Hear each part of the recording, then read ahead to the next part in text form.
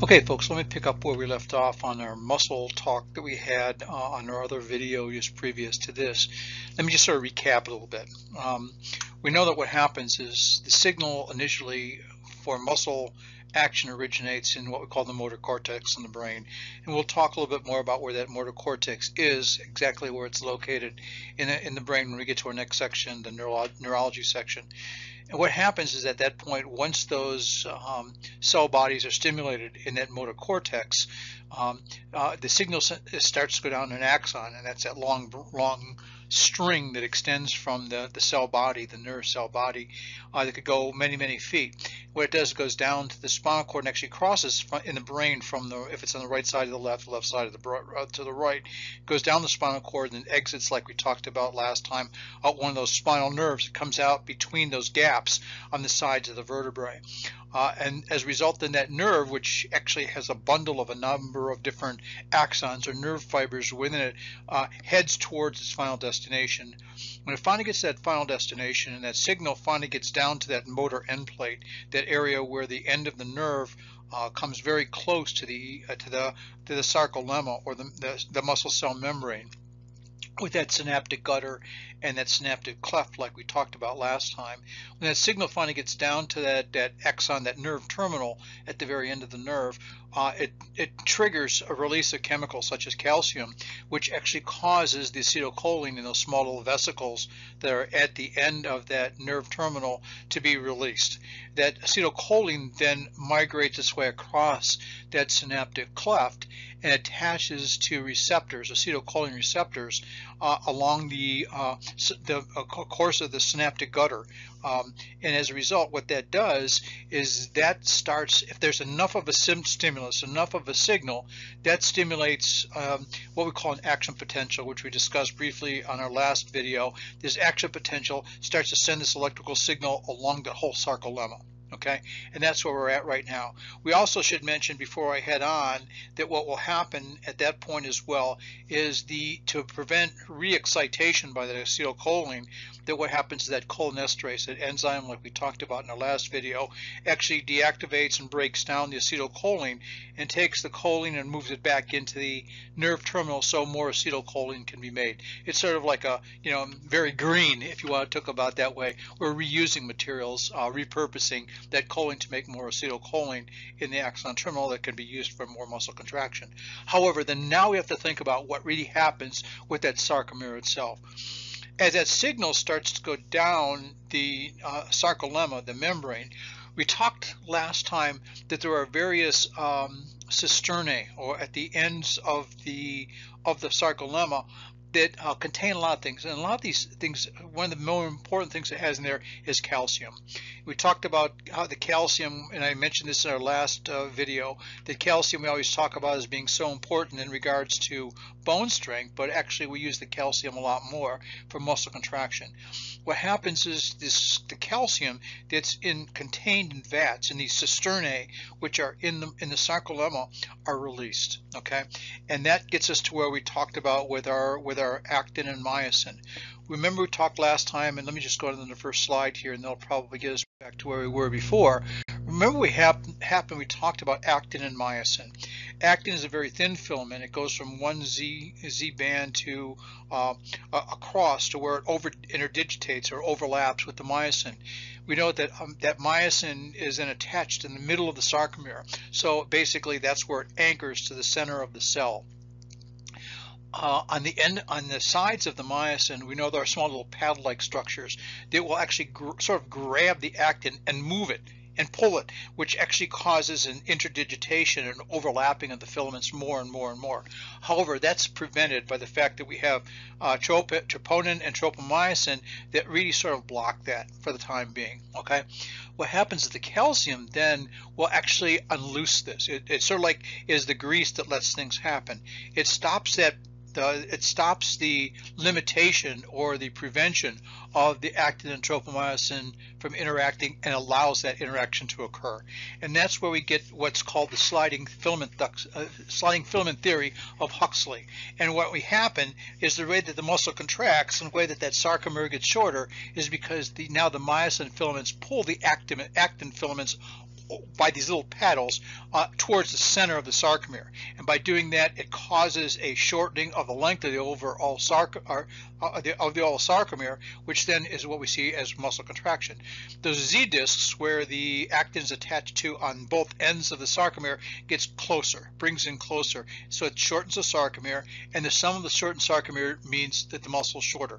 Now, again, what happens is firing of one sarcomere doesn't make a whole lot of difference, but this happens in multiple, many sarcomeres, and that results in a shortening of the muscle. And muscle can actually shorten, if dependent upon the number of sarcomeres that are stimulated, up to almost a quarter of it, almost up to about half of its resting length. So it could shorten quite profoundly with that. And this is what we call that sliding filament theory of Huxley. Let me just try to show you a little picture of what we're talking about. If we look here at this diagram up at the top, okay, let me give my little thing here.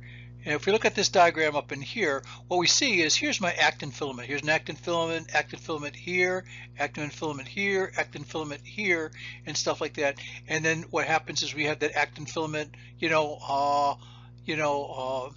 over here, and here. Here's the Z disc right there. Here's the Z disc, which is the end of the sarcomere.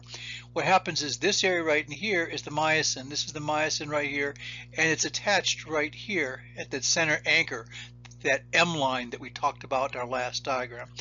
What happens is, again, these little paddles on the side of the myosin are prevented from interacting with the actin because of the troponin and the tropomyosin, which is attached to the actin filament. However, when that nerve, that sarcolemma, like I mentioned before, is stimulated, it causes calcium to be released into the sarcoplasm, or in the cytoplasm of the muscle cell, which then breaks the lack of adhesion, or allows the myosin then to interact with the actin.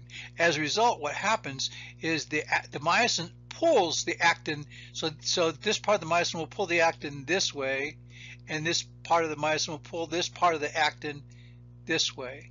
And as a result, the distance from one Z band to the other Z band, or Z disc, from here to here, will shorten. Okay, and that's what we see with muscle contractions. Here, down here, this would be a partial muscle contraction, where we see a little bit more overlapping of those filaments, and down here is much more severely or significantly maximally contracted, where now the myosin and the actin, are very closely parallel to each other. There's a lot of overlap. As a result, the idea here is to take that Z disc here and that Z disc here, and now it comes closer, and that causes the muscle to get shorter. Okay, and that's basically the basis of this sliding filament theory of Huxley.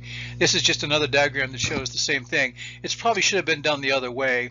If I look here, this is basically, here's a Z and here's a Z over here, and this actually here is an uncontracted muscle. See what here, the purple would be the myosin filaments, and all those little dots that we see along the purple are those little paddles.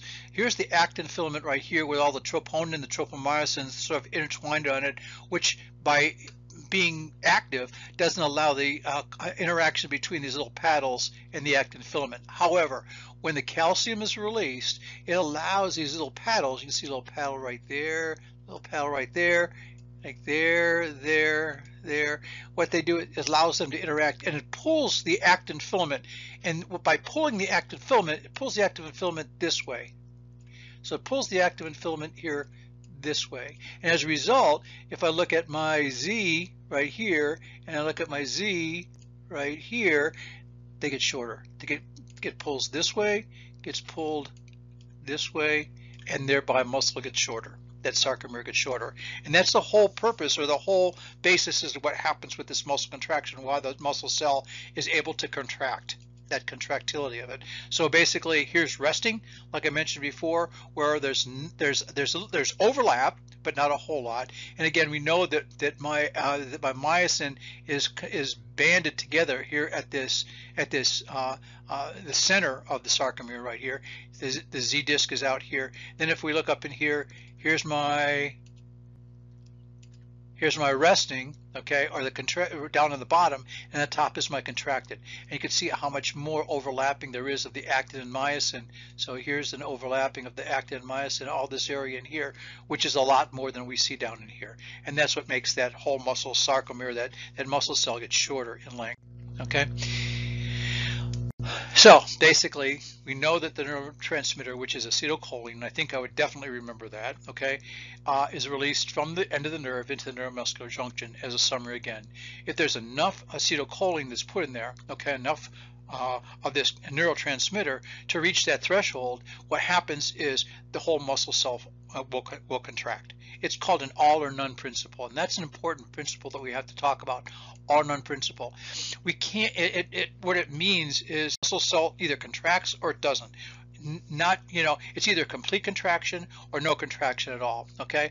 The more sarcomeres that are contracted, the shorter the muscle is going to get. Okay. So it pertains only to the cells that are innervated and stimulated as to what is contracted, not to the entire muscle. Remember that what happens is the entire muscle is supplied by a number of nerve fibers, okay? And some of them will overlap in regards to where they originate from. But these number of nerve fibers, basically, each will work independently. So if I need more, quote, recruitment, which is a word that we talked about last time, more of these fibers are going to be stimulated, they're going to stimulate more sarcomeres, and more sarcomeres by the all or none principle are going to contract, and the muscle is going to have more shortening, therefore more power, okay? So that's what we see. The more muscle cells are stimulated sufficiently, the stronger the contraction would be, and that's just what we talked about there, okay? A single nerve conduction produces a contraction, and that would be called a muscle twitch. Okay, so basically that's a little bit of a summary again as to what we have in regards to muscle contraction. And again, this is just another view, looking at this, the fact that we have here's the muscle, a bundle of muscle fibers together. The nerve, here's the nerve coming. The motor end plates would be in this area. The motor end plates would be in here. There's a blown up picture of that motor end plate, and all those little areas in here are the areas with the acetylcholine that are that become released into that synaptic cleft into here, that stimulate and activate and stimulate the receptors on the sarcolemma that causes that action potential to be produced. Okay, and again, once I get that action potential, just means enough of that, there's enough stimulation of the acetylcholine for that to happen. Okay. Following the stimulation, again, that neurotransmitter, the acetylcholine, to prevent re-stimulation of the nerve, is inactivated by cholinesterase. And that, again, it breaks down the acetylcholine, and finally the choline is transported back into the nerve terminal where it can be used to make more acetylcholine. Once contracted, the muscle cell is unable to contract again for a specific period of time. Now that's important, and that's called the refractory period. What happens is, let's talk and go back to what we talked about a little bit last time. We know that what causes that stimulation along the sarcolemma is because what happens is pores start to open and these ion channels start to open, and that's when my sodium, as we talked about last time, rushes into the cell. To try to balance that out, eventually the potassium is going to rush out, because both of them are cations, or positively charged materials. So therefore, to try to balance that, the potassium rushes out. Now what happens though, after this contraction occurs, if it's significant enough, sodium's on the inside, potassium on the outside, which is not the way it's supposed to be.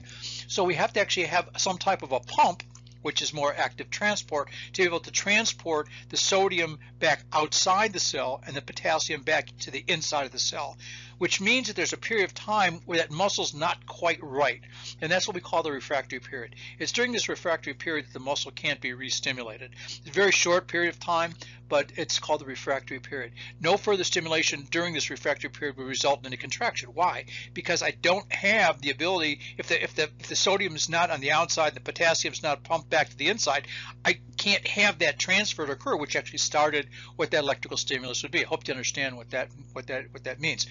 It takes some time to reestablish those gradients again, to get the sodium back to the outside and to get the potassium back to the inside, and that's what results in that refractory period. Okay, and that's an important factor to remember as well.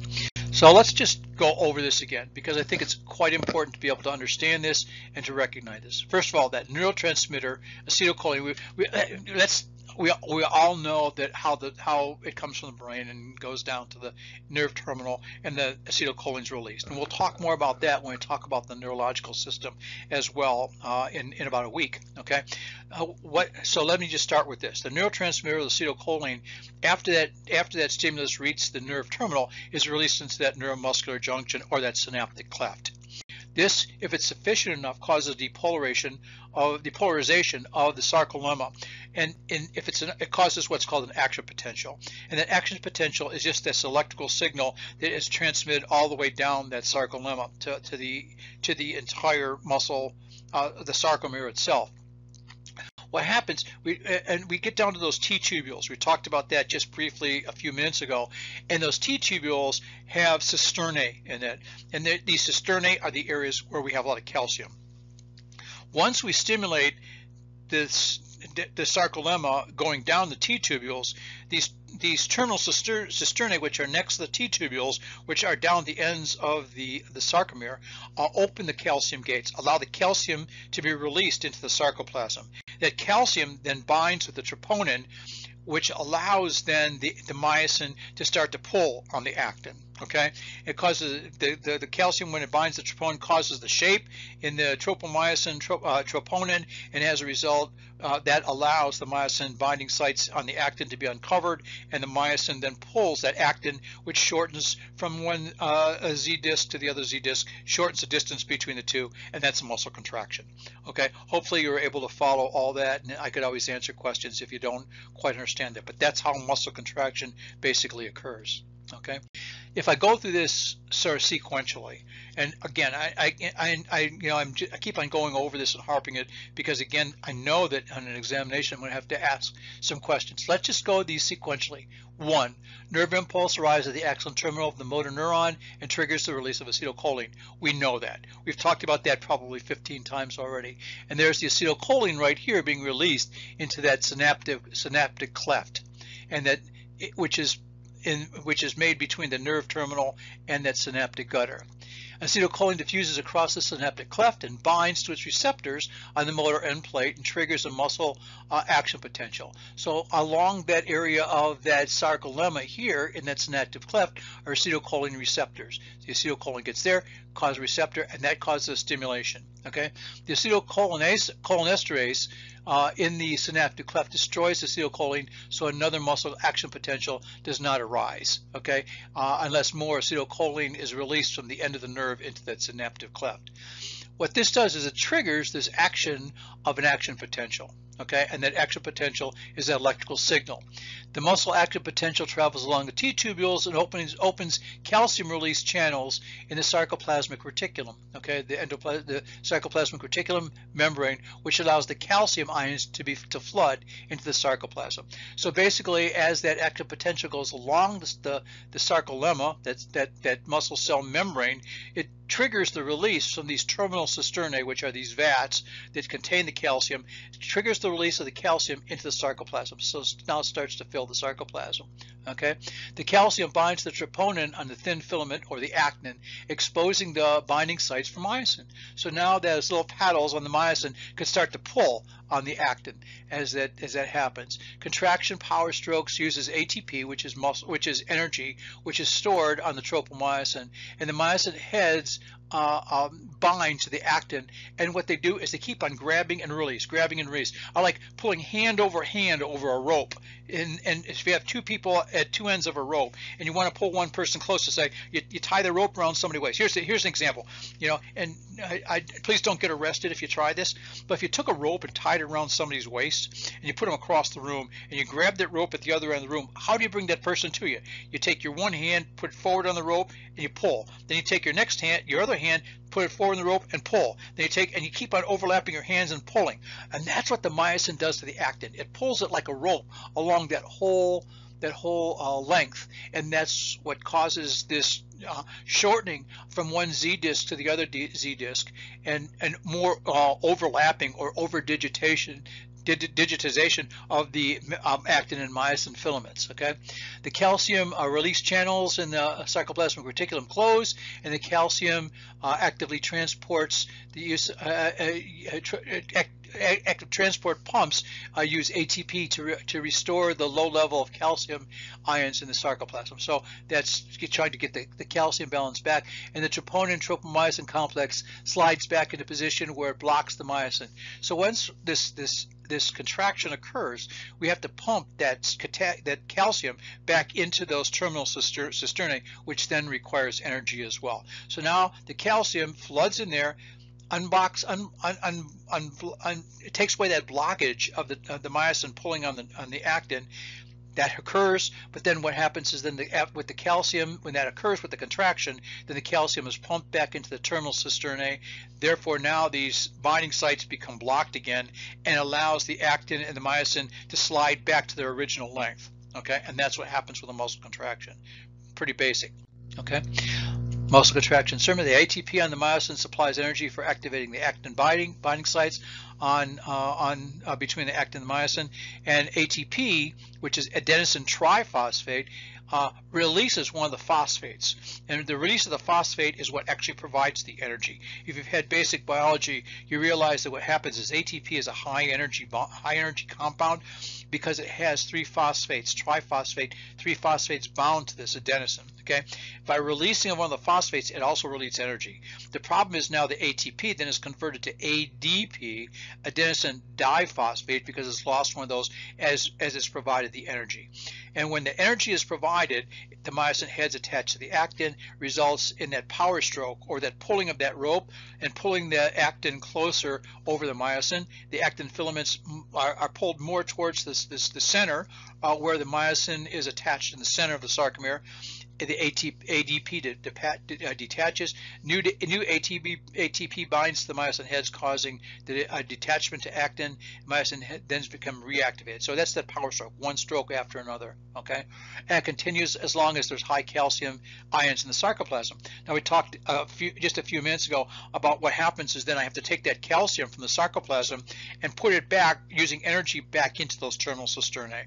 So that what happens is that we go back to normal, and we can have that lack of the less overlapping of the actin and myosin as the muscle sarcomere gets back into its normal length. Okay, and that's what we've talked about so far here. That's just another reiteration of what we've talked about thus far. Okay, and again, this is just looking at what happens. The myosin heads hydrolyze the ATP, become oriented and stuff like that. As a result, we have the myosin heads bind to the actin and pulls it. Okay, as it pulls it, we have more overlapping of the actin and the myosin, and that's what causes the muscle, the sarcomere, to get shorter, and that's what you have to remember here. Okay, muscle relaxation occurs when the acetylcholine becomes decreased or broken down by the cholinesterase. Okay, the action potential discontinues. In other words, that electrical stimulation of the sarcolemma stops.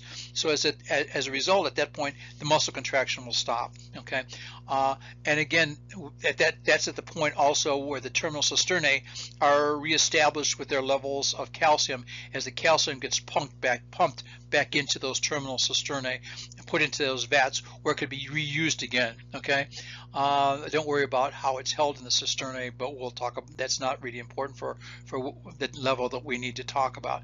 And basically, the muscle then goes back to its original shape. Because again, the calcium is important because once it gets in the sarcoplasm, it causes a change in the troponin tropomyosin arrangement around the actin, which allows the myosin to grab it and pull it, as we talked about before, and that's what causes that muscle contraction.